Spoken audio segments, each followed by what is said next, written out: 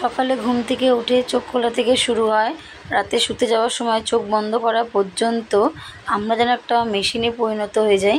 আর মেশিনটার এক নাম হচ্ছে কি জানো? গৃহবধূ। তো একজন গৃহবধূই কিন্তু পারে তার সংসারে অক্লান্ত পরিশ্রম দ্বারা একটা মেশিনের যেমন কোনো বিরাম নেই, তো আমাদের ঘরের গৃহবধূদেরও কিন্তু কোনো বিরাম নেই। সকাল থেকে রাত পর্যন্ত আমরা বিনা পারিশ্রমিকে সারাক্ষণ একটা মেশিনের মতো চলতেই থাকি। শুতে গিয়েও যেন মনে হয় মেশিনটা বন্ধ হয়ে গেল, মেশিনটা বন্ধ না হলে ভালো হতো। শুয়ে শুয়ে মনে হয় যদি কোনো কাজ থাকতো এখন করে নিতাম, তাহলে সকালে উঠে আমাদের একটু তাড়াতাড়ি হয়ে যেত। মানে আমাদের আর কোনো বিরাম নেই, তাই না? তো চলো বন্ধুরা, প্রথমে আমি আমার ইন্ট্রোটা দিয়ে নিই। শুভ সকাল আমার বন্ধুরা, কেমন আছো তোমরা সবাই? আমি কিন্তু খুব ভালো আছি। আশা করি তোমরা যে যেখানে আছো ভালো আছো এবং সুস্থ আছো। তোমাদের সবাইকে আমার ছোট্ট পরিবারে অনেক স্বাগত জানাই। হুগলি জেলার ছোট্ট একটি শহর ব্যান্ডেল থেকে আমি সোমা চলে এসেছি আজকে আবারও দেখো নতুন একটি দিনে নতুন একটি সকালে। তো আজকে হচ্ছে 7 তারিখ, মে মাসের 7 তারিখ, আর বারটি হচ্ছে আজকে বুধবার। তো সকাল সকাল উঠে ওই যে ঘুম থেকে উঠেই চোখ খোলা থেকে শুরু করে যা কাজ থাকে প্রত্যেক দিন রুটিনে আমাদের গৃহবধূদের যা থাকে, প্রথমে সদর দরজা জল দিয়ে ঘর বাড়ি ঝাড় দেওয়া, মোছা, বাসন ধোয়া।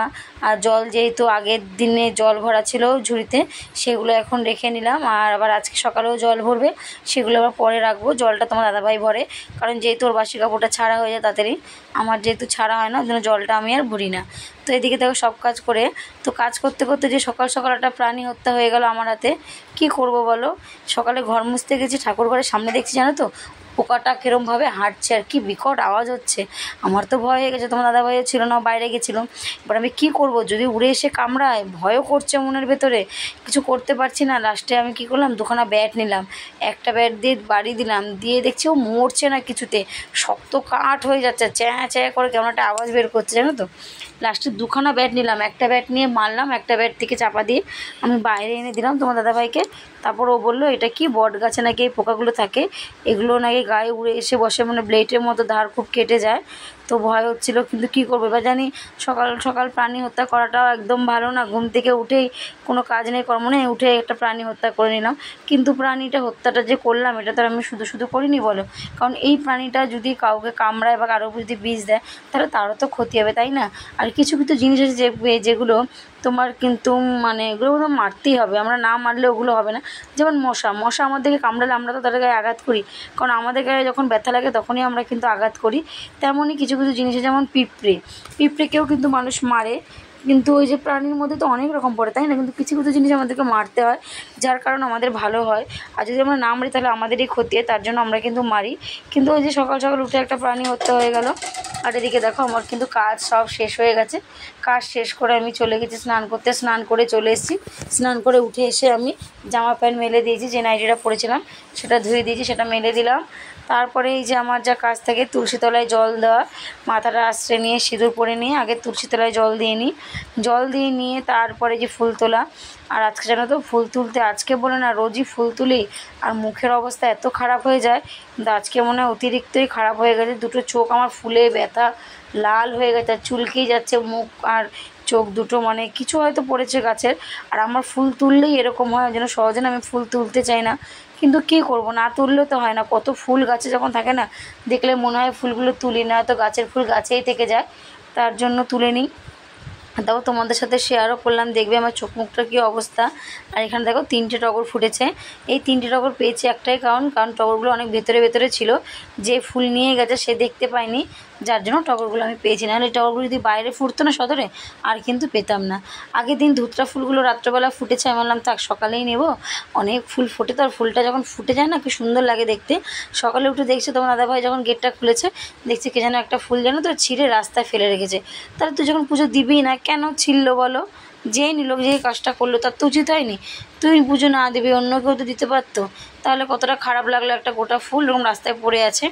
আর এই যে দেখো এদিকে আমার কিন্তু পুজো দেওয়া হয়ে গেছে, সব কিছু কমপ্লিট। ওই যে কথায় আছে না, যে বাড়ির বউরা কখনো বসে থাকতে চায় না। আর বাড়ির বউরা বলতে অনেকে আছে হয়তো যে কাজ রয়েছে একটু বসে গল্প করি পরে করব, কিন্তু আমার মধ্যে ওরকম মানসিকতা নেই। আমি সবসময় যেন কাজ করে বসতে ভালোবাসি। আর আজকে সকাল সকাল পুজোটা দিয়ে নিয়েছি, কারণ সকালে জলখাবারও বানাতে হবে। আজকে আর খাবার দাবার সেরকম কিছু নেই। আগের দিন রাত্রে তোমার রুটি করেছিলাম, সেই কিছু আটা মাখা আছে, ওটা দিয়েই করব। আর দেখো উচ্ছে গাছে কত উচ্ছে হয়েছে দেখেছো? যখন উচ্ছেগুলো হবে একবারে কিন্তু অনেক উচ্ছে হবে, লাইন দিয়ে টানা উচ্ছে মানে লাইন দিয়েছে। তাই ভাবছি কবে যে একটু উচ্ছেগুলো বড় হবে ভগবান জানে। রোজ দেখি আর খালি বলি। আর এই যে ফ্রিজে জল রেখে দেবো, যেহেতু জল সকালে রাখা হয়নি, তোমার দাদাভাই এসেই জল দিতে হবে খাওয়ার জন্য, জলও দিয়ে দেবো। আর কালকে একটু ডাল আছে, ওই ডালটাও বের করে নেবো, আটা মাখাটাও বের করব। কালকের মুগ ডালটা করেছিলাম লাউ দিয়ে, তোমার দাদাভাই বলছিল যে ডালটা শুকিয়ে দিতে, তো ডালটাকে একটু শুকিয়েছি, ওর মধ্যে একটু মিষ্টি আর যে নিরামিষ মশলাটা আছে ওই মশলাটা দিয়ে নাড়িয়ে দিয়েছি একদম টানা টানা করে। খেতে কিন্তু রুটিতে খুব ভালোই লাগছিলো। তোমার দাদাভাই বলছে কি আমার জন্য একটু রেখে দাও না, ভাত দিয়ে খাবো। তো আমি আবার ওর জন্য রেখে দিলাম। আর মাম্মাম গোগলকে ডিমের অমলেট করে রুটি মানে রোলের মতো করে পিস পিস করে কেটে ওর মধ্যে একটু স্যালাড দিয়ে সস দিয়ে দিয়েছি। আর এখানে দেখো জামাকাপড়গুলোও নিয়ে নিয়েছি ভাঁজ করতে। একের পর এক কাজ কিন্তু সবসময় আমি করতে থাকি। ওই যে কাজ মনে হয় না, কাজ যেন আমাকে টেনে টেনে ডেকে নিয়ে আসে, আয় আয় না, আমি একটা কাজের কাছে ছুটে ছুটে যাই, কাজকে আমাকে ডাকতে হয় না, কাজ যেন আমাকে ডাকে না, আমি যেন কাজকে খুঁজে খুঁজে বের করি। তারপর জামা কাপড়গুলো ভাঁজ করে দেখো জায়গার জিনিস জায়গায় রেখে দেবো, গুগলে জামা প্যান্টগুলো গুগলে ড্রয়ারে রেখে দেবো। আর মাম্মার আমার জামা প্যান্টগুলো আলনায় ভাঁজ করে রেখে দিয়ে আসবো, কারণ ওই যে জায়গার জিনিস জায়গায় না রাখলে অনেকটা জমে যাবে। আর ঘরের মধ্যে চেয়ার, যার জন্য আমি সব ফাঁকা করে দিয়েছি ঘর থেকে, জামা কাপড় যাতে না জমে তার জন্য আমি দেখো সব কিন্তু এখানে এসে ভাঁজ করে জায়গার জিনিস জায়গায় রেখে দিচ্ছি, কারণ ওই যে জায়গার জিনিস জায়গায় রাখাটাই ভালো লাগে। আর আমি আমার ছেলে মেয়েকেও শেখাই সবসময়ের জন্য জায়গার জিনিস জায়গায় রাখবে, যেখান থেকে যেটা নেবে সেখানেই রাখবে, আবার সেখানে এসেই কিন্তু রেখে যাবে, এইভাবেই কিন্তু শেখাই। কারণ ওদেরকে আমি যেটা এখন শেখাবো ওরা কিন্তু সেটাই শিখবে। সব কিছুর ক্ষেত্রে ওদেরকে অল্প বেশি শেখানোর চেষ্টা করি, জানি না আমার শেখানোটা ব্যর্থ যাবে কি না, কাজে লাগবে, তো চেষ্টা করি ওদেরকে ভালোটা শেখানোর। আমি যতটা শিখেছি আমি চাই তার থেকে বেশি যেন আমি ওদেরকে শেখাতে পারি। আর আমি এখনও যেন তো ভয়েস দিচ্ছি আর আমার চোখ এত চুল করছে, মানে কি বলবো, ওরা আমার সেই সকাল থেকে অ্যালার্জির ভাবটা এখনও আমার যায়নি, চোখটা ব্যথা হয়ে গেছে চুলকাতে চুলকাতে, তাও মানে আমার চোখ চুলকানো বন্ধ হচ্ছে না। আর এদিকে দেখো আমি একটু শাক বেছে নিচ্ছি, কালকে যে কাকা শাক এনেছিল কলমি শাক চারাটি এনেছিল, তো আমাকে দুয়াটি দিয়েছিল, কাকা দুয়াটি রেখেছে, বলছে এই শাকটা গোগলকে ভেজে দিও, তার জন্য শাকগুলোকে বেছে নিচ্ছি। ওই যে শাকগুলো বেছে না নিলে ওই যে আমার সেদিনকার কথা এখনও মনে পড়ে, তার জন্য আমি প্রতিটা শাক একটা একটা করে কিন্তু ভালো করে বেছে নিই। শাকগুলোকে বেছে নিয়ে ধুয়ে জল ঝরিয়ে রেখে দেবো, দিয়ে ওদের টিফিনটাও করে দেবো, দিয়ে ওরা খেয়ে যাবে, তারপর আমিও খেয়ে নেব। তোমার দাদাভাইকে দিয়েছি দুটো রুটি, ডাল দিয়েও খেয়ে গেছে। গোগলকে আর মাম্মামকে যে বললাম যে তোমার ডিমের রুটিটা করে দিয়েছি ডিম দিয়ে অমলেট দিয়ে, এবার আমারও না একটু খেতে ইচ্ছে করছিলো, বলতে ভাবলাম কি তাহলে আমিও একটু আমার নিজের জন্য করে নিই একটা। তোমার দাদাভাই বললো করো, খাও, তুমিও খাও। তারপর সবাই যাওয়াতে সব কাজটা সেরে আমিও কিন্তু ধীরে সুস্থে একটুখানি বসে আমিও খেলাম। আর এই যে দেখো রুটি কিন্তু সেঁকে নিচ্ছি, ওই যে বললাম রুটি করবো, তোমার দাদাভাই যেন রুটি খাবে, মামার আর গোগলের জন্য ওই ডিম দিয়ে অমলেট দিয়ে করবো। তারপরে চলে যাব রান্না। আর আজকে সব কাজ না খুব তাড়াতাড়ি সেরে ফেলেছি, যেহেতু ওই যে সকাল সকাল উঠেছি। সকাল সকাল উঠলে কিন্তু জানবে একটা জিনিস, যে তুমি যত সকাল সকাল উঠবে তত সকাল সকাল তোমার কিন্তু কাজবাজ হয়ে যাবে। তো এইভাবেই কিন্তু আমি সমস্ত কাজ একা হাতে সামলে নিই। ওই যে বললাম মানুষ থেকে আমরা একটা মেশিনে পরিণত হয়ে যাই, প্রত্যেকটা গৃহবধূই কিন্তু ঘরে বাইরে একই হাতে আমাদের সব দিকটা কিন্তু সামাল দিতে হয়। তাই আমরা একটা মেশিনে পরিণত, মেশিনের তাও একটু বিরাম হয়, কিন্তু আমাদের কিন্তু কোনো বিরাম নেই, আমরা 24 ঘন্টায় কিন্তু চলতে থাকি। ঘুমোতে ঘুমোতেও আমরা যেন হাত পাগুলো চালাই কাজ করার জন্য। কোনো সময় মনে হলো এই টাইমে এই করতে হবে, তখন কিন্তু আমাদের করতে হয়। তো এইভাবেই চললো আমাদের জীবন। আমরা হচ্ছে মেশিন, তাও কি সব কিছুই ভালো লাগে যখন গিয়ে না এই কাজকর্ম করে গিয়ে দিনের শেষে যদি শুনতে পাই যে না সংসারের জন্য অনেক কিছু করো, অনেক কষ্ট হয়, এটা শুনলেই মনটা ভরে যায়। তার জন্য কোনো পারিশ্রমিকের আমাদের প্রয়োজন হয় না, কিন্তু এত খাটাখাটনি এত কিছু করার পরও যদি দিনের শেষে গিয়ে শুনতে হয় কী করো সারাদিন তুই থালা বাসন মাজো আর খাওয়া দাওয়া ঘুমা ব্যাস, এই কথা যদি কারো শুনতে হয় তাহলে মনে হয় না যে এই কষ্টের কিন্তু কোনো শেষ নেই। কারণ দেখো আমরা যে সংসারে যে কাজকর্মগুলো করি, এই কাজকর্মগুলো যদি ভাগ ভাগ করে দিই কত টাকা আমরা পারিশ্রমিক পেতে পারি বলো। রান্নার জন্য আলাদা, ঘরের কাজ জন্য আলাদা, বাচ্চা দেখাশোনার জন্য আলাদা। তাহলে আমরা যদি চাই আমরা মাস গেলে 10,000 টাকা চোখ বন্ধ করে এমনি ইনকাম করতে পারি, কিন্তু সেটা তো আমরা আর পাই না, পাই না। তাই সরকার যদি এরকম নিয়ম বের করতে যে বাড়ির বউদেরও মাস গেলে 5,000 টাকা স্বামীদের হাত খরচা দেওয়া উচিত, তাহলেও কিন্তু ভালো হতো, তাই না? তো একটু ইয়ার্কি মেনে নিলাম বন্ধুরা, কিছু মনে করো না। তো এরকম সত্যি পারিশ্রমিক ছাড়াও যদি একটু সবার কাছে একটু ভালো ব্যবহার, ভালো কথা শোনা যায় না, তাহলে দেখে মনটা ভরে যায়। কিন্তু ওই যে সবাই তো সবটা সমানভাবে দেয় না, কিছু কিছু ক্ষেত্রে আছে যে সব কিছু করার পর অনেক কথা শুনতে হয়। যাদের বাড়িতে হয়তো কেউ থাকে, কোনো ফ্যামিলি মেম্বার বেশি থাকে, আর যারা একা সংসার করে তাদের হয়তো শুনতে হয় না, কারণ তাদের নিজের সংসার নিজের মতো চালানো হয়। আর যারা সংসারে সবাইকে নিয়ে থাকে তাদের কিন্তু হয় না, তাদের কথা একটু হলেও শুনতে হয়। বিশেষ করে যৌথ পরিবার হলে তো কোনো কথা নেই, সবাই মিলেমিশে কাজ করে, খুব ভালো লাগে। অনেক সময় ধরো অনেক শ্বশুরবাড়ির ক্ষেত্রে আছে যে তারা অনেক সময় বলে কী করো সারাদিনে, অনেক সময় অনেক হাজব্যান্ডও আছে বলে কী কাজ করো সারাদিন বাড়ি থেকে, ওই তো দুটো কাজ করো আর কী করো। তাই বলি তারা বোঝে না যে সংসারে যে কাজগুলো আমরা করি সেটা করতেও কিন্তু আমাদের অনেক কষ্ট হয়। তোমরা যেমন বাইরে মানে ছেলেরা যেমন বাইরে কাজ করে কষ্ট হয়, তেমন আমাদেরও কিন্তু ঘরের এই প্রতিটা কাজ করতে কষ্ট হয়। প্রতিটা মানুষের মন জুগিয়ে চলতেও কিন্তু আমাদের টাইমে টাইমে কে কী খাবে, কে কী পরবে, কে কীভাবে থাকবে, সবটা কিন্তু আমাদেরও দেখতে হয়, তাই না? দেখো তোমাদের সাথে কথা বলতে বলতে আমি কিন্তু চলে এসেছি দুপুরে রান্না। আর আজকে দুপুরে রান্না করব ঝিঙে আলু দিয়ে তরকারি, একদম বিনা মশলায়, কোনো মশলা ছাড়া। ঝিঙে আলুটাকে ডুমো ডুমো করে কেটে কাঁচা লঙ্কা ছিঁড়ে নুন হলুদ দিয়ে একটু ভেজে নিয়েছি, পাঁচফোড়ন সম্বার দিয়ে। আর একটু মসুর ডাল ভিজিয়েছিলাম, ওই ডালের বড়া করে নিয়েছিলাম। ওই বড়া দিয়ে ওই বড়া দিয়ে আজকে আমার ঝিঙে আলু তরকারি ঝোল হবে। আর এখানে আজকে রান্না সেরকম কিছু ছিল না। তোমার দাদাভাই বললো ঘরে যখন ডিম আছে আর একটু বেসন আছে, ডিম ফাটিয়ে বেসন দিয়ে বড়া করে ঝোল করো। এটা কিন্তু খেতে হেভি সুন্দর লাগে বন্ধুরা, একবার যারা খাওনি তারা ট্রাই করে দেখবে। আমার তো খুব ভালো লাগে, আমাদের বাড়ির সবাই কিন্তু খুব ভালোবাসে, ছোটো থেকে বড়। এই বেশ তুমি মাংসর মতো করে রান্না করতে পারো, তাহলে তো আরও টেস্ট হবে। আর এই যে বড়া দেখো, আমি এগুলো কিন্তু ডালের বড়া, মসুর ডালের বড়া। আর আগে যেটা ভাজলাম ওটা হচ্ছে ডিম আর বেসন ফাটিয়ে বড়া। তো এইভাবে একদিন রেসিপিটা রান্না করে তোমরা দেখবে, মাংসকেও কিন্তু হার মানাবে, খেতে এত সুন্দর লাগে।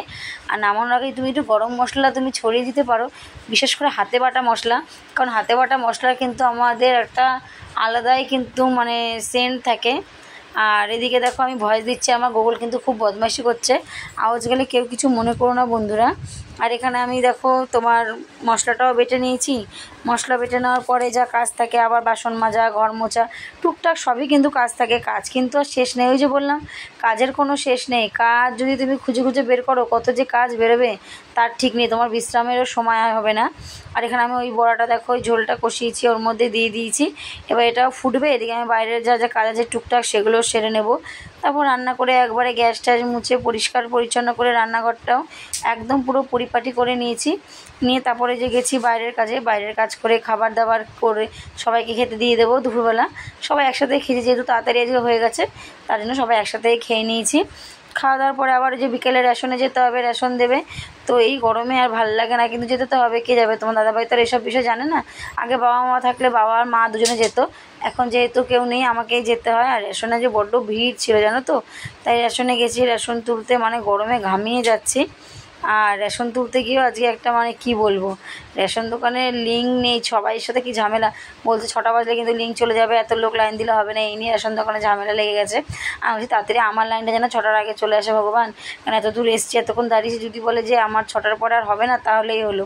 তারপরে কি করব, দেখি যে না বাবা আমার পরে আর দুজন ছিল, তারপরে আর কারোর হয়নি। কি সিস্টেম বের করেছে যে 6টা বাজলে লিঙ্ক চলে যাবে, আর কিন্তু লিঙ্ক আসবে না। তো এই বলে না, যত দিন যায় তত মানুষ বেশি উন্নতর দিকে বেশি অবনত হয়ে যায়। আগে রেশন কার্ডে যেত, রেশনের স্লিপ লিখতো, রেশন দিত। আর এখন যাও রে, হাতের ছাপ দাও রে, স্লিপ বেরোবে, লিঙ্ক না থাকলে কিছু হবে না। রেডি হয়ে নিয়েছি, বেরিয়ে পড়েছি। গরমে আর ভালো লাগছে না, কানেরও পরিনি।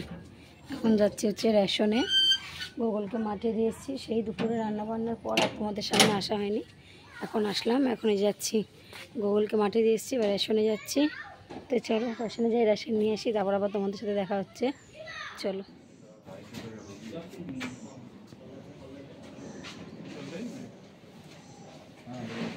তারপরে চলে এসেছি সন্ধ্যাবেলায়। দেখো তোমার দাদাভাই কী নিয়ে এসছে জানো, আমি জানি না, আমাকে না জানিয়ে নিয়ে এসছে মোমো। তো আমি অনেক দিন ধরে খাবো খাবো করছিলাম, কিন্তু আর হয়ে ওঠেনি আমার মোমো খাওয়াটা। তো আজ তোমার দাদাভাই বায়না নিয়ে এসছে, তো দোকানে গেছিলো কিছু সদাই আনতে, তো দেখছে মোমো নিয়ে এসছে, বলছে এই নাও তোমার প্রিয় খাবার। সত্যি অনেক দিন ধরেই খেতে ইচ্ছে করছিল, তো আজকে আমার আশাটা পূর্ণ করে দিল। তো এনে নিজেই কিন্তু হাতে করে খাইয়ে দিল আমাকে, আমি এবার ওকে একটা খাইয়ে দিলাম। তো এরকম আমরা দুজনে দুজনকে খাইয়ে দিয়ে অসুবিধা হয় না, মাম্মাম গোগল সবাইকে আমরা খাইয়ে দিই, মাম্মাম গোগলকেও দিই। তাই আমি যখন মোমো খাচ্ছি, ওরা দুই ভাই বোনে কী খাবে, তো বলে বাবা তুমি চাউমিন এনে দাও আমাদের দুজনের জন্য, ভাই বোন আর আমি দুজনে চাউমিন খাই। তাই ওরা দুজনকে চাউমিন এনে দিয়েছি, ওরা চাউমিন খেয়েছে। কারণ আমি কিছু খাবো আর ওরা খাবে না, সেটা তো হয় না, আমারও খারাপ লাগে না। তার জন্য আমি কী করলাম যে তাহলে ওদের জন্য কিছু এনে দাও, তারপর চাউমিন আনলো, দুই ভাই বোনের রাতে চাউমিন খেলো। তো জানি না বন্ধুরা আজকের ভিডিওটা এই পর্যন্তই। কেমন লাগলো অবশ্যই কিন্তু কমেন্ট করে জানিও। যদি ভিডিওটা ভালো লাগে অবশ্যই আমাকে একটা লাইক কমেন্ট করে পাশে থেকে যাও বন্ধুরা। আর যদি আমার ভিডিওটা ভালো লেগে থাকে তাহলে অবশ্যই একটু শেয়ার করে দিও। তো আজকে পর্যন্ত এইখানেই শেষ করছি। আবার কালকে দেখা হবে নতুন একটা দিনে, নতুন একটি সকালে। তো সবাই ভালো থেকো, সুস্থ থেকো, নিজে ভালো থেকো, আবার tata, good night, love you all বন্ধুরা।